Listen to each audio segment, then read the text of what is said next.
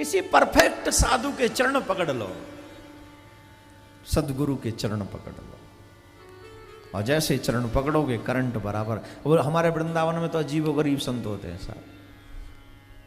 चाह गई चिंता मिटी रहे बेपरवाह, तुलसी उनको देखिए वो साहन के साह। जिन्हें कोई चाह नहीं है, कोई चिंता नहीं है। एक संत हुआ करते थे हमारे वृंदावन में, जब उनका नाम होने लगा तो काफी लोग आने लगे, मिलने आते, भेंट चढ़ाते, फल फूल देते। महात्मा जी को इन चीज़ों की कोई आवश्यकता नहीं थी, जो भी आते वो उनको लुटा देते। तो एक बार क्या हुआ कि एक बड़े सेठ बड़ी गाड़ी में आए और ठंडी के दिन थे, तो महात्मा जी को नया कंबल उड़ा गए। तो नया कंबल जब उड़ा गए, तो जब कंबल सेठ जी संत जी को उड़ा रहे थे, तो चोर ने देख लिया कि नया कंबल है। तो चोर को लगा कि बाबा जी के यहाँ तो बड़े बड़े लोग आते हैं और कंबल नया है, बड़ा जबरदस्त कंबल है, तो इसकी चोरी होनी चाहिए, कंबल होना चाहिए। बाबा सोने का इंतजार करने लगे। बाबा सोए तो मैं कंबल लेके जाऊं। अब 4-5 कंबल लेके ओढ़ के सो गए। अब 4-5 ओढ़ के सो गए, तो जो नया था वो सबसे ऊपर था। बाबा सो गए, वो चोर रात्रि में आया, और चोर जब रात्रि में आया तो ऊपर से वो नया कंबल वो देखा तो था ही, तो उतार लिया। अब जब नया कंबल उतार लिया तो नियत नहीं भरी ना, मोर मोर और नहीं, और चाहिए। आई गए तो ये भी एक उतार लिया। फिर सोचा बाबा पे तो कई हैं, दूसरा भी उतार लिया। फिर सोचा एक और उतार लूँ, बाबा तो सो ही रहे हैं। अच्छा, बाबा सो नहीं रहे थे, बाबा जग रहे थे। तो बाबा ने सोचा ले जाना है तो मुझसे ज़्यादा ज़रूरत इसको होगी, हम तो बाबा जी हैं, ये गृहस्थी है, लेके जाना। तो बाबा दूसरा भी उतार लिया उसने। बाबा चुप पड़े रहे। तीसरा भी उतार लिया, बाबा फिर भी चुप रहे। आखिरी बचा, सोचा ये बाबा को क्या ज़रूरत है, ये भी उतार लूँ। तो वो भी उतार के जब जाने लगे, बाबा बोले एक तो छोड़ दे। अरे सबरे ने ले जा रहा हो, एक तो छोड़ दे। और जैसे ही सुना एक छोड़ दे, वो डर गया कि बाबा तो जग रहे, बाबा सोए नहीं। जट वो सारे छोड़ के भाग गया। बाबा का मतलब ये नहीं था कि तू सारे कंबल छोड़ दे। बाबा कह रहे एक तो छोड़ दे, ठंड पड़ रही भाई, सब ले जा जितने ले जाने, पर एक है तो छोड़ दे। पर ये व्यक्ति जब आता है ना लूटने पे, तो कुछ नहीं छोड़ता है, ये सोचता है सब छीन लो, पर कुछ लिमिट का ही मांगो भगवान से तो अच्छा है। तो ऐसे संतों का, जिसे अपनी देह की भी सुध ना हो, कोई फिक्र ना हो, भगवान के चरणों में जिनकी आहर निश्चिंतन रहता हो, मनन रहता हो, हर आत्मा में कृष्ण का दर्शन करते हो, ऐसे किसी दिव्य संत महात्मा के चरण पकड़ लो तो निश्चित तौर पर तुम्हें गोविंद की प्राप्ति होगी, तुम्हारा कल्याण हो जाएगा, इसमें कोई दो राय नहीं। ये जो मानव शरीर है ये आसान नहीं है मेरे प्यारे। अगर आप सोचिए ये आसान है, बिल्कुल भी आसान नहीं। आप सोचिए हम सब के लिए मुसीबत क्या है। हमारी ये 5 जो इंद्रियां हैं, यही हमारी सबसे बड़ी मुसीबत है, नहीं? आंखें देखना चाहती हैं, कान सुनना चाहते हैं, वाणी कुछ कहना चाहती है, हाथ स्पर्श करना चाहते हैं, मन मोहित है किसी के लिए। ये 5 की 5 इंद्रियां हमें संसार में फंसा के रखी हुई हैं। एक बहुत सुंदर भाव है, कुरंग मातंग पतंग भृंग मीना हता पंचविरेव पंचः एकः प्रमादे सकतं न हन्यते यह सेवते पंचविरेव पंचः। हरिणी, हाथी, पतंग, भौरा और मछली, ये 5 के 5 एक एक व्यसन की वजह से मारे जाते हैं। ये 5 एक एक व्यसन की वजह से मारे जाते हैं। हिरणी कस्तूरी की सुगंध के लिए, हाथी कामातुर, भौरा सुगंध के लिए, गंध के लिए।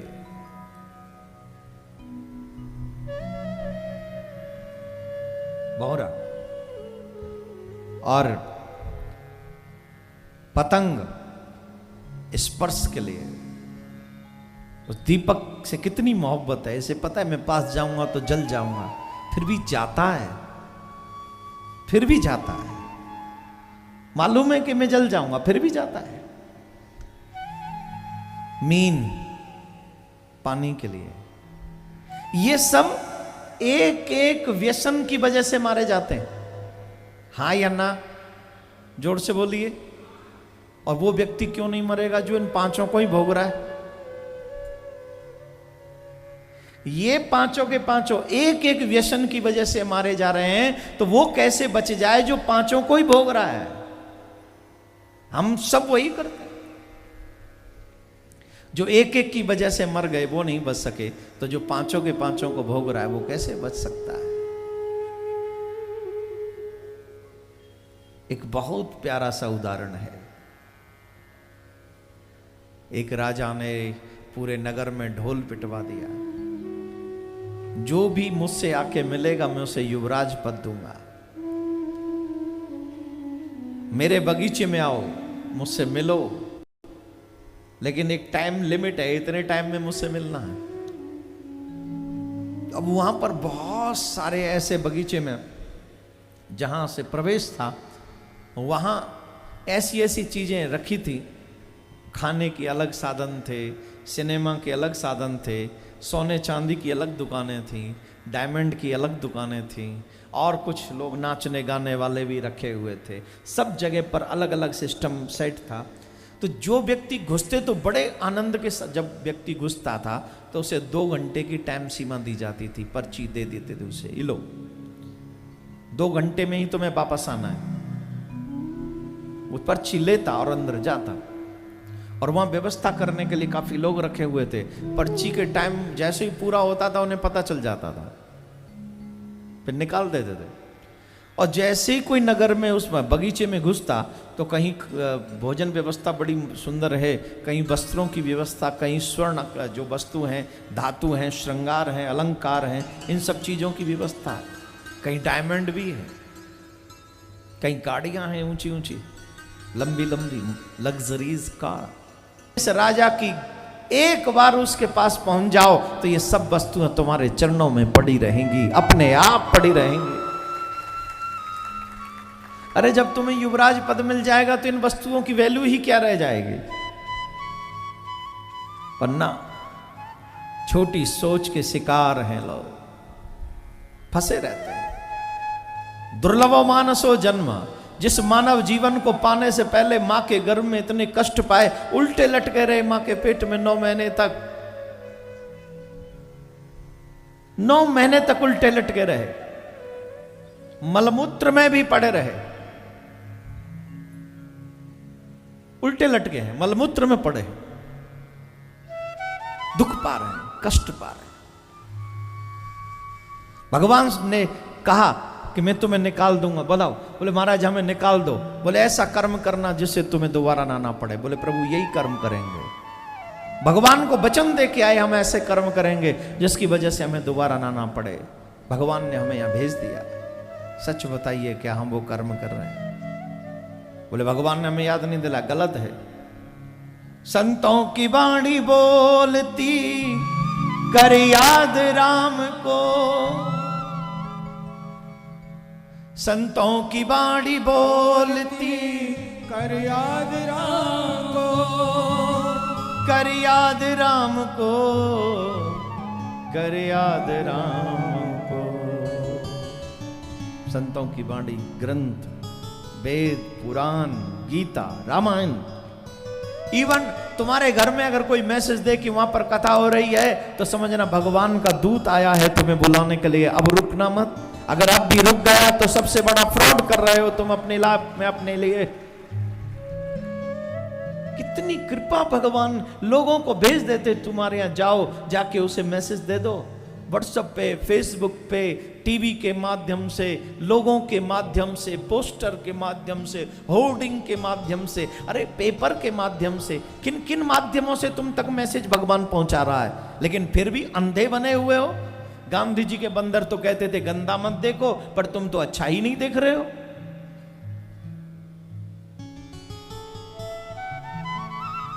गांधी के बंदर ऐसे भी मत बनो कि तुम आंखों से अच्छा ना देख सको। गांधी के बंदर ऐसे मत बनो कि तुम अपनी जुबान से अच्छा ना बोल सको। उन्होंने गंदे बोला है गलत मत बोलो, पर यह नहीं कहा है कि अच्छा भी मत बोलो।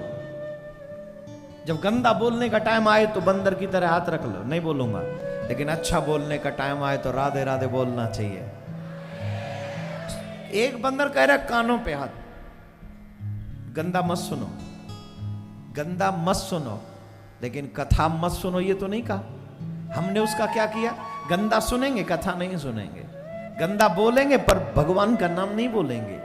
गंदा फिल्मी देखेंगे दृश्य, लेकिन भगवान की लीला नहीं देखेंगे।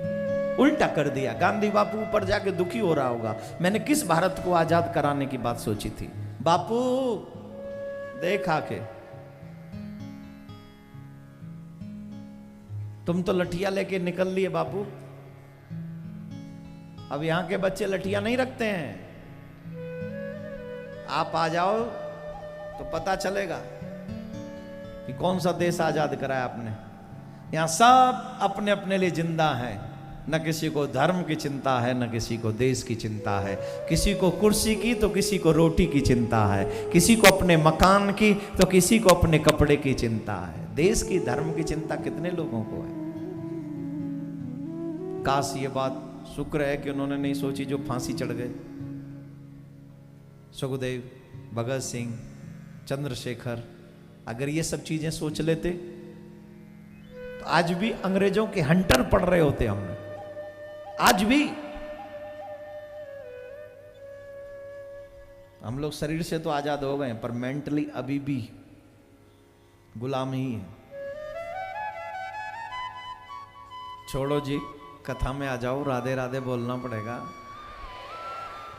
तो जो भी हमें मैसेज देता है कि वहां पर कथा हो रही है, धर्म हो रहा है, सत्कर्म हो रहा है, तो समझो वो भगवान का दूत है, तुम्हें बुला रहा है तुम्हारे कल्याण के लिए। निकल पड़ो।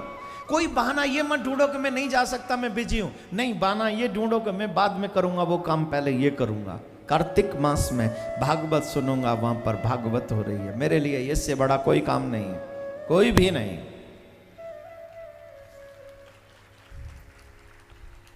कौन कौन चाहता है भक्ति का सूत्र दूं, जैसे भगवान खुश हो जाए।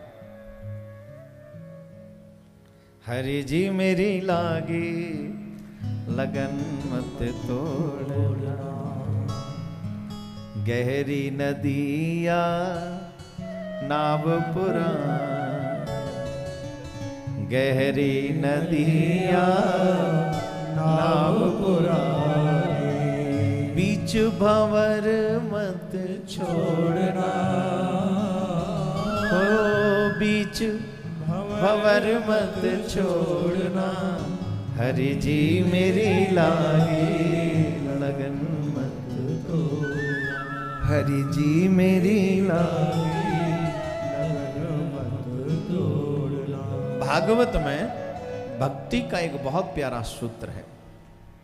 सवे पुंसाम परो धर्मो यतो भक्ति रथो छजे, अहेतुक प्रतिहता या आत्मा संप्रसीदति। क्या करना चाहिए? बोले शुभ कार्य करो। कितने, मैं ये कहता हूं दुनिया में कोई चीज ना उतरे ना, तो इस सूत्र को अपने जीवन में उतार लो। सवे पुंसाम परो धर्मो,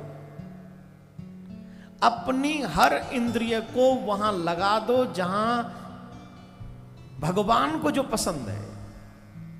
आंखों से वो देखो जो गोविंद को पसंद है, वाणी से वो बोलो जो गोविंद को पसंद है। ऐसे लोगों का संग करो जिनके संग से तुम्हारे धर्म में वृद्धि होती हो। ऐसे लोगों के साथ में रहो जो तुम्हारे, जिनके लोग साथ में रहने से तुम्हारे मन में धर्म के प्रति फीलिंग और बढ़े, भक्ति करने का मन करे। तुम वहां जाओ जिस शहर में जाकर, जिस धाम में जाकर तुम्हारी भक्ति और बढ़े। वस्त्र वो पहनो जिसे देखकर तुम्हारी भक्ति बढ़े, भोजन वो करो जिसे प्रसाद ग्रहण करके तुम्हारी भक्ति बढ़े। कहने का अभिप्राय है वही करो जो तुम्हें भक्ति की तरफ लेकर जाए। वो बिल्कुल संग हो, रंग हो, दृश्य हो, भोजन हो, कुछ भी क्यों ना हो, वाणी का विषय हो, श्रवणों का विषय हो, नेत्रों का विषय हो, चित्त का विषय हो, कुछ भी क्यों ना हो, हर विषय को भगवान से ही जोड़ दो। जो भगवान को प्रिय है मुझे वही करना है। राधे राधे बोलना पड़ेगा, जोर से बोलना पड़ेगा, और जोर से बोलना पड़ेगा। ये जो मन है ना, ये जो चित्त है, इसको चित्त क्यों कहते हैं? इसको चित्त क्यों कहते हैं? इसको चित्त इसलिए कहते हैं कि इसमें चित्र चिपक जाता है। ये जो चित्त है इसमें चित्र समझते हैं। आजकल चित्र नहीं कहते उसको, आजकल के पढ़े लिखे बच्चे क्या बोलते हैं उसे? हैं? ये जो चित्र है, पहले ये फोटो हुआ, फोटो से फिर ये पिक्चर हुआ, और अब ये पिक्चर भी नहीं है, अब ये पिक्चर नहीं रही, अब इसे पिक रह गया है। Am I right या wrong? ये जितने भी यंग बच्चे हैं ना, ताली यही बजा रहे हैं, मुझे मालूम है। ये जब कमेंट करते हैं I like your pic, picture नहीं बोलते, शॉर्ट फॉर्म पिक। हाँ बाप, बहुत तरक्की कर रहे हैं। काश कभी कभी कोई अच्छा मैसेज भगवान के लिए भेज दिया करो। I like your pic my Priya कांजो, you are looking so beautiful. जिनको आप लाइक करते हो, जिनकी पिक आप पसंद करते हो, ये हमेशा ऐसे रहने वाले नहीं है। एक दिन बंदरिया जैसा मुंह हो जाएगा इनका। लेकिन मेरे ठाकुर की पिक्चर पसंद करोगे, वो ऐसे ही हैं, ऐसे ही थे और ऐसे ही मलुक रहते रहेंगे, हमेशा सुंदर रहने वाला। चित्त इसलिए है, इसमें चित्र चिपक जाता है। और चित्त किस किस का चिपकता है बताऊं? किस किस का चिपकता है? जिसे आप लाइक करो उसका भी चित्त चिपकता है, उसका चित्र भी चिपक जाता है। और जिसे आप लाइक न करो उसका भी चित्र चिपकता है। आप कथा में बैठे हो, पहले डिसलाइक जिसको किया उसकी बात सुनाता हूं। आप कथा में बैठे हो और जिसको आप सबसे ज्यादा डिसलाइक करते हो, अचानक से वो आपके पीछे आकर बैठ जाए। आपने देखा नहीं, आप कथा सुन रहे हो, आप मस्त हो, अचानक से किसी काम की वजह से आपने पीछे की तरफ देखा और एक सेकंड में उसके चित्र पर, उसके चेहरे पर आपकी नजर पड़ी।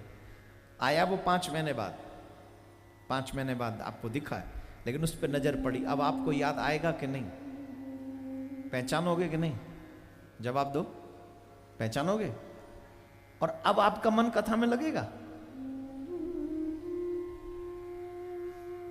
पंडित जी की तरफ तो शकल है, महाराज जी जो कथा सुना रहे हैं, यो यहां भी आ गया मेरे पीछे पीछे,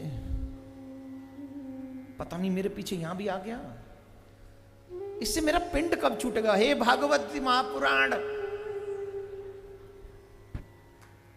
पहले सुन रहा था मुझे आपके चरणों की भक्ति मिले, और जैसे ही उस चित्र को देखा तुरंत कहने लगा इस भागवत का फल यही हो, इससे मेरा छुटकारा हो और इसे आप अपने पास बुला लो, मेरा बंद कटवाओ लो।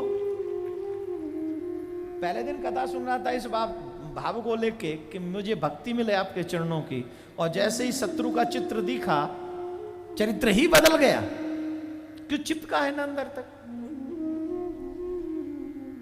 और एक प्रेमी का चित्र जिससे आप प्रेम करते हो। अब प्रेमी का मतलब वही मत जाना, आप अपने बच्चों से भी प्रेम करते हो, या कोई किसी से भी प्रेम करते हो, आपका कोई मित्र है, कोई वैसा है जिससे मिलना हो गया काफी समय, मिले नहीं, 10-15 साल हो गई, और अचानक से वो कथा में वो पीछे की तरफ आपको दिखाई पड़ जाए।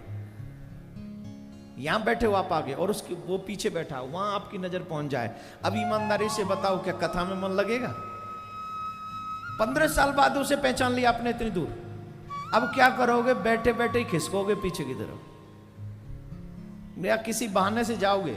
और उसकी बगल में बैठ के हाय हेलो करोगे, जब तक 4 बात कर ना लो तब तक आपका मन कथा में नहीं लगेगा। ये जो चित्त है, आप कई धातुएं देखते हो बड़ी कठोर होती हैं। लोहे को पिघलाते हैं, उसे तपाते हैं आग में, फिर चोट मारते हैं उसे और फिर उसे फोल्ड करते हैं। लोहे को फोल्ड करना आसान नहीं है, सरिया को, लेकिन पहले उसे जलाते हैं, फिर उसे हथौड़ा मारते हैं, हथौड़ा मार के फिर उसे मोड़ देते हैं। वैसे ही सबसे ज़्यादा खतरनाक अगर कोई है, लोहे से भी ज़्यादा कठोर अगर कोई है तो मेरा चित्त है। लेकिन भगवान की कथाएं क्या करती हैं? बोले भगवान की कथाएं सुन सुनकर, भगवान की कथाओं को सुन सुनकर हमारा ये चित्त पिघल जाता है, और जब गुरु की वाणी का हथौड़ा इस पे पड़ता है तो फिर भगवान का चित्र हमेशा के लिए इसमें बस जाता है, हमेशा हमेशा के लिए, हमेशा के लिए वास करता है। इसीलिए कथा में जाने की आवश्यकता है, जिससे ये हमारा लोहा दिल वहां जाके पिघल जाए। और फिर जब यहां कोई कथा सुनते हैं आपका चित्त कितना पिघल जाता है। महाराज लोग कहते हैं 1 माला नहीं 2 माला किया करो। हाँ महाराज। अरे परलोक सुधार लो। बोले हाँ महाराज। अरे गृहस्थियों से कम प्रेम किया करो भाई। बोले हाँ महाराज। जब तक कथा सुनते रहोगे हाँ जी कहते रहोगे। क्यों? आपका चित्त पिघल गया है इस समय, अब लोहा नहीं रहा है। अब इसी कंडीशन में आवश्यकता है आप अपने चित्त को ठाकुर में लगा दो दुनिया से, क्योंकि लोहे को मोड़ोगे आप चोट के बाद ही, जलाने के बाद ही। अगर जैसा चाहो वैसे मोड़ दो, और भागवत सुनने के बाद अपने चित्त को आप किधर भी मोड़ दो मुड़ जाएगा। और किधर भी मोड़ने की आवश्यकता नहीं है, सिर्फ भगवान की तरफ मोड़ दो। एक ही ऑप्शन है, भगवान में अपना चित्त लगा दो, क्योंकि यहीं इसकी गति है, बाकी की तो हर जगह दुर्गति है। बोलो राधे राधे। जोर से बोलना पड़ेगा। अब हमको बताइए सदगति करवानी है कि दुर्गति? जोर से बोलिए। तो फोल्ड कीजिए से भगवान की तरफ, दुनिया से चित्त हटाइए, भगवान की तरफ ले आइए। और जब भगवान में चित्त लग जाएगा तो फिर हमें किसी और चीज की आवश्यकता नहीं रहेगी। ये कपिल देव भगवान अपनी मां को सुंदर उपदेश दे रहे हैं। उपदेश वही है जो जीवन को सुधार दे। जब भी कोई भी सुंदर उपदेश सुनने को मिले उसे जीवन में उतारने की कोशिश कीजिए। ऐसे सुंदर प्रसंग श्री सुखदेव जी महाराज कहते हैं, राजन कपिल देव अपनी मां को उपदेश दे रहे हैं। मां ने पूछा जीवन का उद्देश्य क्या है? कपिल देव भगवान कहते हैं, मां जीवन का उद्देश्य एक ही है, परम पिता की प्राप्ति, ईश्वर की प्राप्ति। मानव जीवन का लक्ष्य बहुत बड़ा धनवान बनना नहीं है। बोले राधे राधे। थोड़ा ध्यान दीजिए ऊपर।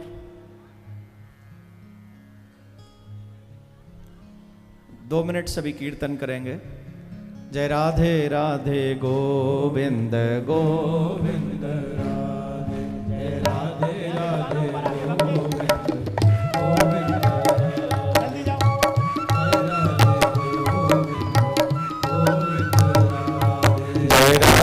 राधे गोविंद गोविंद राधे, जय राधे राधे गोविंद गोविंद राधे। ओ गोविंद राधे गोपाल राधे, गोविंद राधे गोपाल राधे, गोविंद राधे गोपाल राधे, गोविंद राधे गोपाल गोविंद राधे गोपाल राधे, गोविंद राधे गोपाल राधे, जय राधे राधे गोविंद गोविंद राधे, जय राधे राधे गोविंद गोविंद राधे, जय राधे राधे गोविंद गोविंद राधे, जय राधे राधे गोविंद गोविंद राधे गोपाल राधे, गोविंद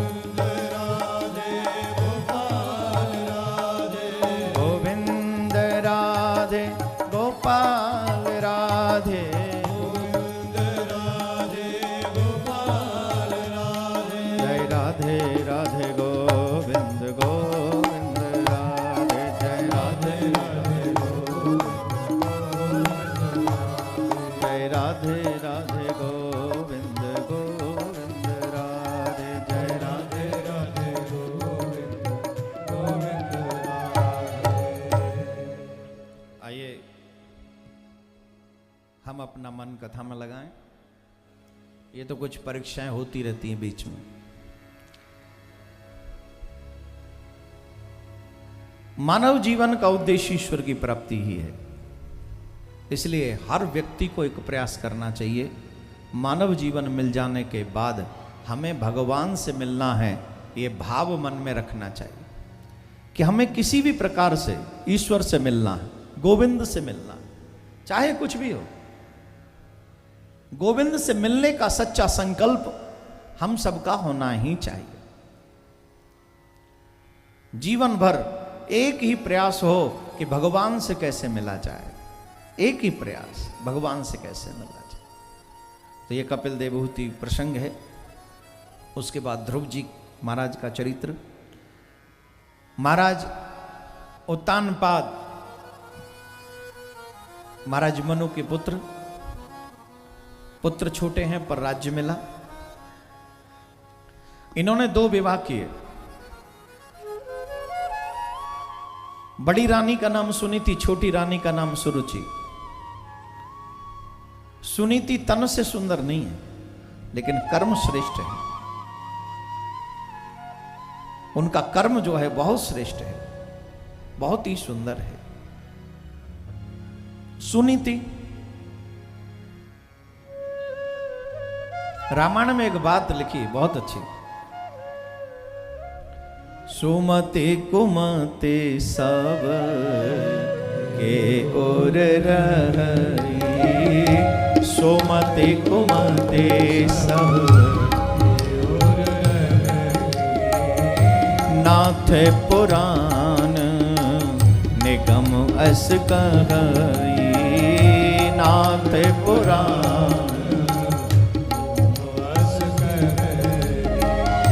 जहाँ सुमति तहाँ संपत्ति नाना, जहाँ सुमति तहाँ संपत्ति नाना, जहाँ कुमति तहाँ विपत निधाना, जहाँ कुमति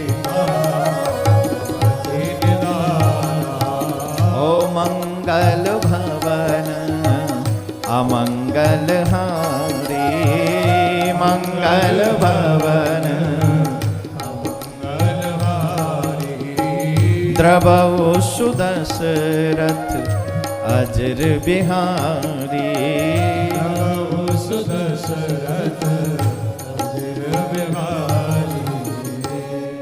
रामायण में कहा है जहां सुमति तहां संपत्ति नाना, जहां कुमति तहां विपत्ति निधाना। सुमति और कुमति सबके भीतर रहती है, इसमें कोई दो राय नहीं। सुमति भी है और कुमति भी है, लेकिन जहां सुमति है वहां सुख है, समृद्धि है, संपत्ति है, भक्ति है। और जहां कुमति है वहां तो विपत्तियों का भंडार है। एक सुनीति, एक सुरुचि, हम सब में भी यही बात करते हैं। हमारे अंदर सुरुचि भी है, सुनीति भी है। सुंदर कर्म करने वाली सुनीति और मनवांछित कर्म करने वाली सुरुचि। आजकल सुरुचियों की श्रृंखला ज्यादा बढ़ गई है। हम वो नहीं करते जो देव और धर्म और पुराण कहते, ऋषि कहते, महात्मा कहते, नहीं। हम वो करेंगे जो हम चाहेंगे। बहुत से लोग तो भगवान उसी को मानते हैं जो भगवान उनका फेवर करे। लोग भगवान में विश्वास क्यों नहीं करते? इसीलिए नहीं करते क्योंकि भगवान उन चीजों की परमिशन नहीं देते जो ये करना चाहते। भगवान अपने प्रवचन में, अपने उपदेश में, अपने सभी कार्यों में जीव को नहीं कहते कि तुम ड्रिंक करो, तुम हुक्का पियो। मैंने सुना है कानपुर में हुक्का चलने लग गए, बहुत अच्छा। छोटे छोटे बच्चे जाते हुक्का पीने। पहले बूढ़े पिया करते थे, अब बच्चे पीते हैं। कानपुर में हुक्का। अभी मैं गया कहीं तो मुझे बताया किसी ने, तो मैंने सोचा मैं इसका प्रचार कर दूं, जिसको बाहर से भी पीना हो तो वो यहां कानपुर में आके आप पी ले। पता नहीं क्या सरकारें क्या काम कर रही हैं, क्यों खोलने की जरूरत है? ये वैसे ही कम है क्या जो और ये खोल लो, राधे राधे बोलना पड़ेगा। कोई आवश्यकता नहीं इन चीजों की। भारत से नशा मुक्त हो जाना चाहिए। भारत नशा हमारी जिंदगी के साथ खिलवाड़ नहीं करता, बल्कि नशा हमारे चरित्र का भी विनाश करता, संपत्ति का भी विनाश करता। जो जीव इस नशा के चक्कर में, कहते ना वो हजारों लाखों बह गए बंदन बोतलों के बंद पानी में, जो डूबे इसमें वो नहीं उबरे जिंदगानी में। और सच है, कितने लोग पी के कहां मर गए पता भी नहीं चलता है। तो ये सब नहीं करना चाहिए, बेकार है, व्यर्थ है, झूठ है। अपनी जिंदगी ये अनमोल है, ठाकुर जी ने दी है, अच्छा जियो।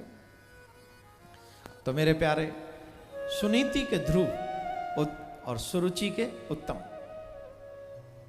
छोटी माँ सुरुचि है ध्रुव की, अब थोड़ा बहुत प्रेम करते हैं ऐसा। ध्रुव जी अपने पिता की गोद में जाकर बैठे सभा में, तो छोटी मां ने बाह पकड़ी और नीचे उतार लिया अपने पिता की, उसके पिता की गोद से, और कहा कि तुम इस गोद में बैठने का अधिकारी नहीं हो। अगर तुम इस गोद में बैठना चाहते हो तो उस परम पिता से प्रार्थना करो कि वो तुम्हें मेरी कोख से जन्म दे, तभी तुम यहां बैठ सकते हो, अदरवाइज नहीं। रोते हुए ध्रुव अपनी मां के पास में पहुंचे, सुनीति के पास, और मां से कहने लगे, मां सच बताओ, क्या मैं अपने पिता की गोद में बैठने का अधिकारी नहीं हूं? और नहीं हूं तो क्यों नहीं हूं? मां हो तो सुनीति जैसी। मां कहती है, देखो मां का काम ये नहीं कि बच्चे को सिर्फ पाल पोस के बड़ा कर दे या पढ़ा लिखा दे, नहीं। मां का काम है, सबसे पहली गुरु है बच्चे की मां। कौन? जोर से बोलिए। मां पहली गुरु है। बच्चे को किस राह पर ले जाना ये मां डिसाइड करेगी। पहले मां बच्चों को आसानी से उपदेश देती थी, आजकल नहीं देती, क्योंकि एक ही है। पहले तो थोड़ा सा लगा भी देते थे, तेरा भला करे पप्पू इधर आ, लगा दे। अब लगाने का मन नहीं करता है, क्यों? बोले एक ही है। पहले तो 5-6 होते थे, तो एक को पीट ले, दूसरे को गले लगा लो, क्या फर्क पड़ता है? अब तो एक ही है, अब कैसे करें? और एक है तो वो धमकी देता है, जाओ मैं आपसे बात नहीं करूंगा। अब बात ना करेगा तो कौन से तू हमारे खेत में बरसेगा? भाई मत करियो। अभी तुम 2 दिन बात नहीं करोगे तो अच्छा है, लेकिन जिंदगी भर तुमसे बात करने का मन नहीं करेगा, ये बुरी बात हो जाएगी मेरे तेरे रिलेशन में। अभी तो गुस्से में तुम 2 दिन बात नहीं करोगे, लेकिन जिंदगी भर मैं तुमसे बात ना करूं, ऐसा चरित्र तुम्हारा बन जाए, उससे क्या फायदा? और ये सच है। हर माँ बाप की ड्यूटी है अपने बच्चों को ऐसा बनाए कि आप ही नहीं, पूरी समाज उनसे बात करना चाहे। और उसके लिए अति का उसका बिगड़ना तुम्हारे लिए नुकसानदायक हो जाए। बिगड़ना नहीं चाहिए वो। मां हो तो सुनीति जैसी। मां ने कहा कि अगर तुझे पिता की गोद में बैठना ही है तो परम पिता की गोद में जाकर बैठ, जिसकी गोद से तुझे कोई उतार ना सके, कोई ना उतार सके। और तब ध्रुव जी जा रहे हैं भगवान की तपस्या करने, प्राप्त करने। मां ने पूछा कहां जा रहे हो? बोले भगवान की तपस्या करने। बोले एक काम करो, पहले छोटी मां को प्रणाम करो, उन्होंने मेरा अपमान किया है। बोले नहीं, अपमान नहीं किया उन्होंने। कभी कभी जीवन में कोई एक्सीडेंट होता है ना, तो वो लेसन के लिए होता है। अगर जीवन में कुछ हमारे साथ बुरा हो तो इसका मतलब एक बात समझना कि भगवान थोड़ा बहुत बुरा करके बहुत कुछ अच्छा लेसन देना चाहते हैं हमें। सीख लो, तुम्हारे पास मौका है। अगर छोटी माँ तुम्हें न डांटती तो तुम मेरे पास नहीं आते, मेरे पास नहीं आते तो मैं तुम्हें उपदेश नहीं देती, और मैं उपदेश नहीं देती तो फिर तुम क्या तुम भगवान से मिलने का भाव मन में रखते? जाओ पहले छोटी माँ को प्रणाम करो, और छोटी माँ को प्रणाम करने के लिए माँ की बात मानकर चल पड़े। छोटी माँ ने भी आशीर्वाद दे दिया, थोड़ा मन से नहीं बेमन से ही, जाएगा तो मेरा बेटा निष्कंटक राज्य करेगा, जाओ आशीर्वाद है। चल दिए आशीर्वाद लेके। और अब ध्रुव जी ने अपने जीवन की डोर भगवान के हवाले छोड़ दी। तुम्हें जो अच्छा लगे वो करना मेरे मालिक, मैं निकल गया तेरे सहारे, जिधर ले जाना चाहो ले चलो, आपकी मर्जी। मेरे साथ हो सके तो गाइएगा, आपका भी प्रार्थना भगवान तक पहुंच जाए, अच्छा लगेगा। जहां ले चलोगे वही मैं चलूंगा, जहां ले चलोगे वही मैं चलूंगा, जहां नाथ रख लोगे, जहां नाथ रख लोगे वहीं मैं रहूंगा, जहां ले चलोगे वहीं मैं चलूंगा, जहां ले चलोगे वहीं मैं चलूंगा, जहां नाथ रख लोगे, जहां नाथ रख लोगे वहीं मैं रहूंगा, जहां ले चलोगे वहीं मैं चलूंगा। राधे बोलना पड़ेगा। तो मेरे प्यारे ध्रुव जी महाराज अपनी मां की बात को मानकर निकल पड़े। 5.5 साल के ध्रुव, मात्र 5.5 साल के। जो लोग ये कहते हैं कि भक्ति करने की मेरी उम्र नहीं हुई, वो अपने आप को सबसे बड़ा धोखा देते हैं। भक्ति करने की कोई उम्र नहीं होती, कोई सीमा नहीं है। धर्म और कर्म दोनों साथ चले तो लाइफ और भी ब्यूटीफुल हो जाती है। धर्म कर्म दोनों साथ चले। बड़े बड़े राजे महाराजे भी हुए हैं जिन्होंने भक्ति की है, जिन्होंने भगवान को प्रसन्न किया है। ध्रुव जी महाराज चले जा रहे हैं, लेकिन भगवान से कह दिया ना तेरे हवाले मेरी गाड़ी, तो भगवान को भी अब ध्यान रखना है। अब नियम यह है कि गोविंद से मिलना है तो पहले गुरु से मिलो। जब तक जीवन में गुरु नहीं तब तक गोविंद नहीं। और आजकल तो गुरुओं की चर्चा करने में डर लगता है भाई, क्योंकि पहले लोग चर्चा करते थे चेला अच्छा होना चाहिए, आजकल चेले लोग बदला ले रहे हैं। आजकल कहते गुरु अच्छा होना चाहिए, लोग बदला ले रहे हैं ना। टाइम का एक लिमिट है भाई। पहले गुरुजन जो है ऐसी दीक्षा नहीं देते थे, पहले गुरु लोग भजन करवाते थे, देखते थे कितना सहनशील है, देखते थे कितना भजनानंदी है। कह तो दीक्षा नहीं दे रहे, 5-5, 6-6, 10-10 साल आश्रम की बुहारों लगाते रहो। जब मन भीतर से साफ हो गया तब उसे दीक्षा देते थे। आजकल तो दीक्षा भी बिना परीक्षा के दे देते हैं, इसके बावजूद भी चेले लोग पूछते गुरु जी अच्छे हैं कि नहीं। गुरु जी का तो पता नहीं, पर मंत्र अच्छा है, मंत्र जपेगा तो बेड़ा पार हो जाएगा।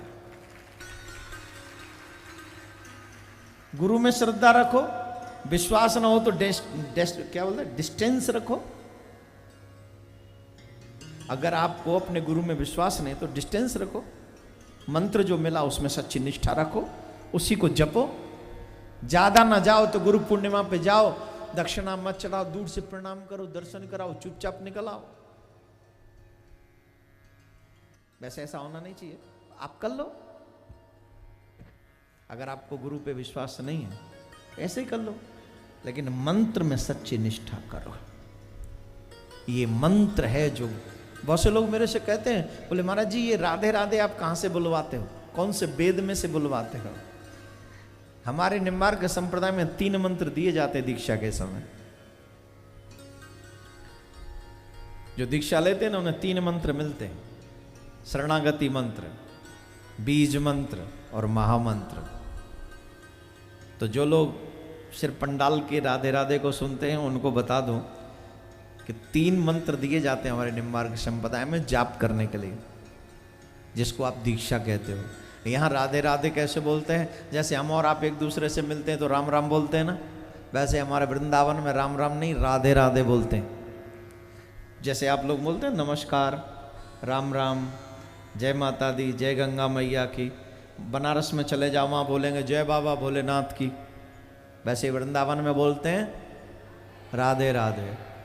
तो अपनी अकल लड़ाओ, दिखावे पे मत जाओ, कुछ करो तब मेहनत करके खाओ, और खाने से पहले भगवान को भोग लगाओ, कुछ भजन करो, अपना बेड़ा पार करवाओ, तब जाके ठाकुर के धाम में पहुंचने का व्यवस्था करवाओ। ठीक, राधे राधे।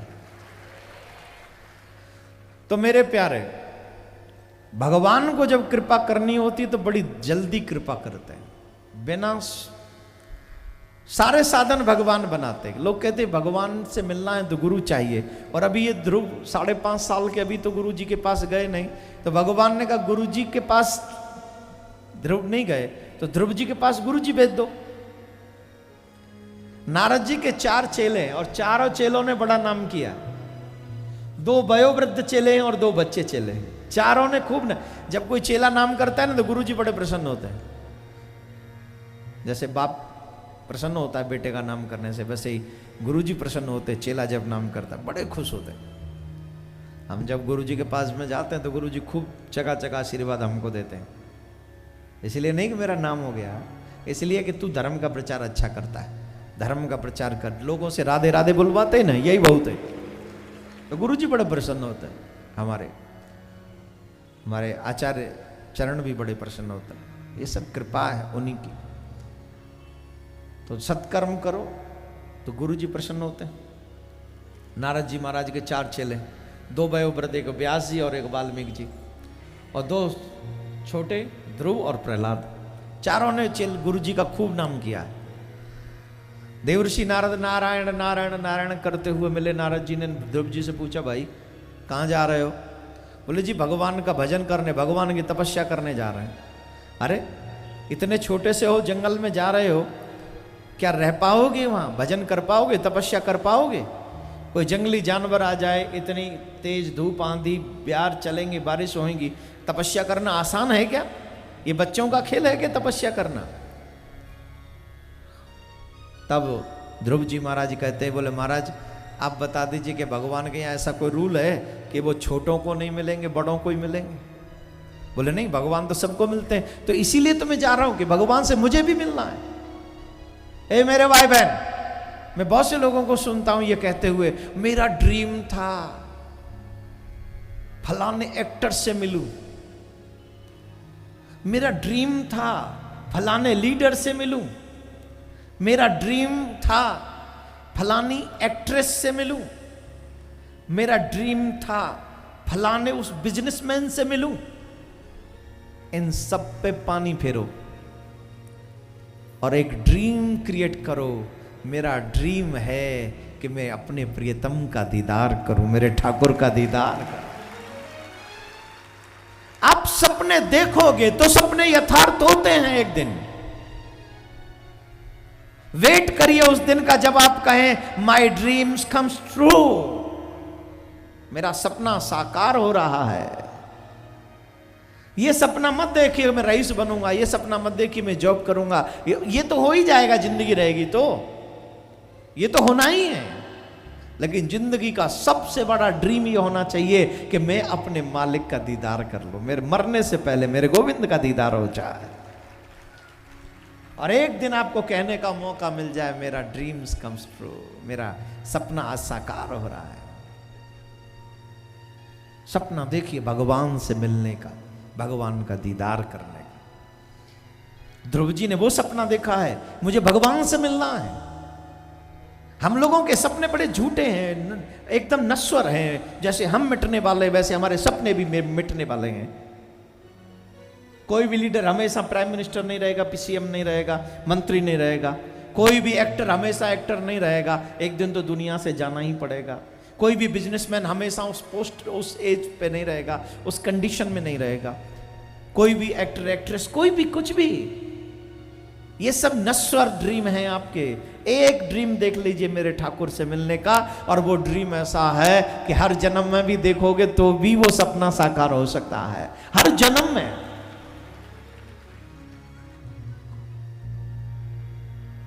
रात श्याम सपने में आए, ओ मेरे दहिया पी गए गोपियां देखा करती थी ऐसा ड्रीम। कौन देखा करती थी? कौन? और तुम क्या देखते हो?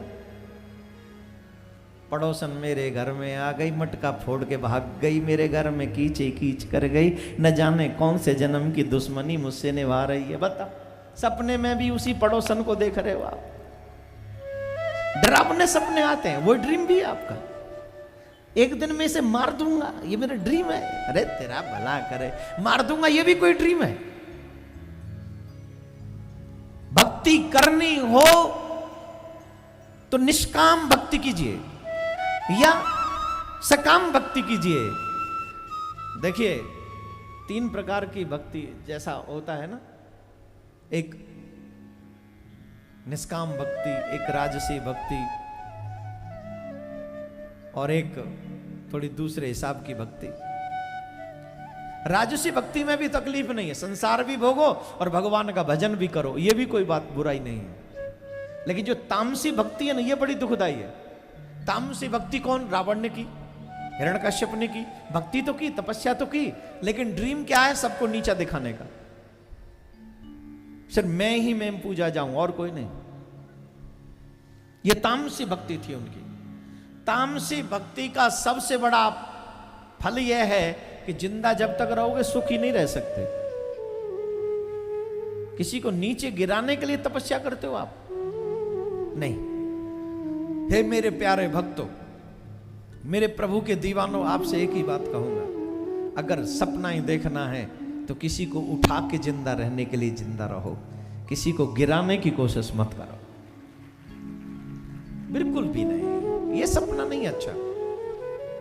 अगर तुम किसी को गिरा रहे हो तो उसमें भी मेरा श्याम बसता, और श्याम को गिरा के उठना चाहते हो तुम? कौन सी अक्ल किसने दी है तुमको? अपना ही विनाश करने निकल पड़े।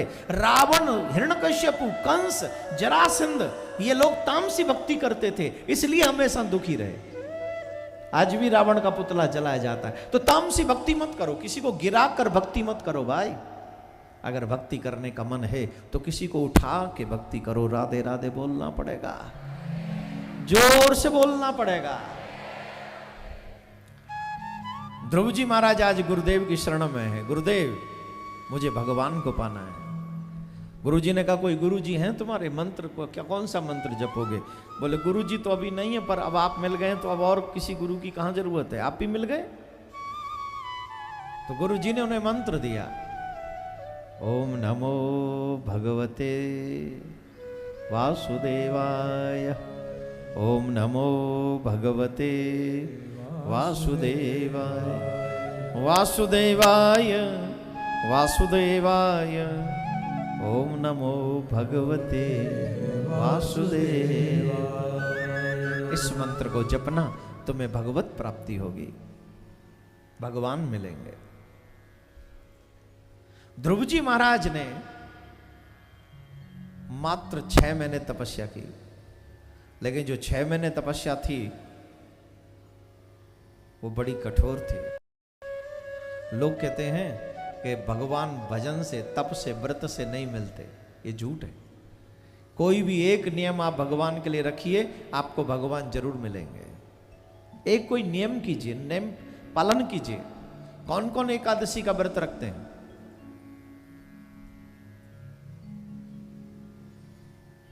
एकादशी का व्रत नारायण को बहुत प्रिय है, और जो एकादशी का व्रत रखते हैं आपको बता दूं, 1 महीने में 2 एकादशी का व्रत रखने वाला व्यक्ति नरक में नहीं जाता है, भगवान के धाम जाता है। शास्त्रों में तो यहां तक भी कहा गया है कि एकादशी के दिन किसी को भी अन्न नहीं खाना चाहिए, चाहे वो व्रत है या नहीं है। और चावल तो बिल्कुल भी नहीं खाना चाहिए। बहुत से लोग पूछते हैं ना, चावल क्यों नहीं खाना चाहिए, ऐसा क्या है चावलों में? चावल में जल का तत्व अधिक होता है, और जल का जो असर है वो चंद्रमा से होता है। चंद्रमा जब दिखाते हैं तो मन चंचल होता है, और व्रत किया ही जाता है मन की चंचलता को कंट्रोल में करने के लिए। और व्रत में अगर मन अनकंट्रोल हो तो उस व्रत का लाभ हमको नहीं मिलता है। इसलिए हम लोग एकादशी के व्रत वाले दिन चावल ग्रहण नहीं करते। बोलो राधे राधे, जोर से बोलो। एकादशी का व्रत नारायण को पसंद है। दुनिया में कोई भी व्रत करो, दुनिया के लिए करो, लेकिन एकादशी का व्रत सिर्फ ठाकुर से मिलने के लिए किया करो। और जिस दिन ये व्रत पूरे होंगे, ठाकुर जी क्या पता वरदान देने के लिए आ जाएं, मांगो तुम्हें क्या चाहिए, मैं तुम्हारे व्रत से बड़ा प्रसन्न हूं। एक चीज ठाकुर से मिलने के लिए करो, और वो है एकादशी का व्रत। तोड़ना मत, जब तक कर सको करते रहो।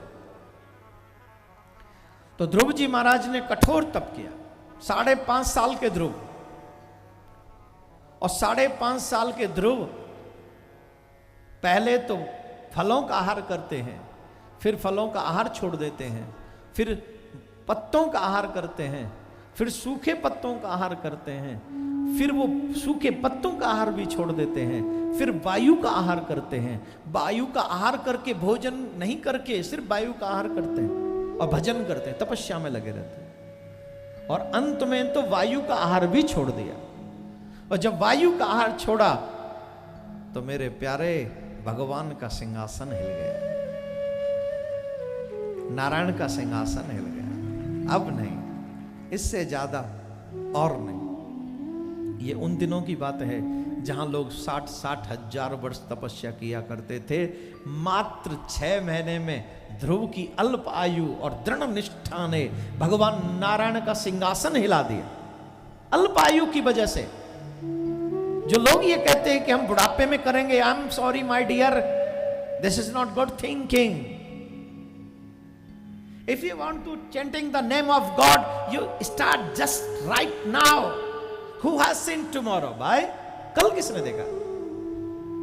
बिस्तर पर सोते सोते लोग आखिरी सांस ले लेते हैं, और तुम इंतजार कर रहे हो मैं कल से नाम जपूंगा। क्यों? पीने की बारी आती है तो कहता है शाम को पी लूंगा, और जाप करने की बारी आती है तो कहते हैं कल से। क्यों? आज क्यों नहीं? पीने के लिए कह दे कल से पीऊंगा, लेकिन नाम रस का पान करना हो तो अभी से करूंगा। नाम रस मीठा है, कड़वा नहीं है। कड़वे को अभी पी रहा है और मीठे को बाद में पिएगा। पगला गए हो का रे? कब बात करते हो? राधे राधे बोलना पड़ेगा, जोर से बोलना पड़ेगा।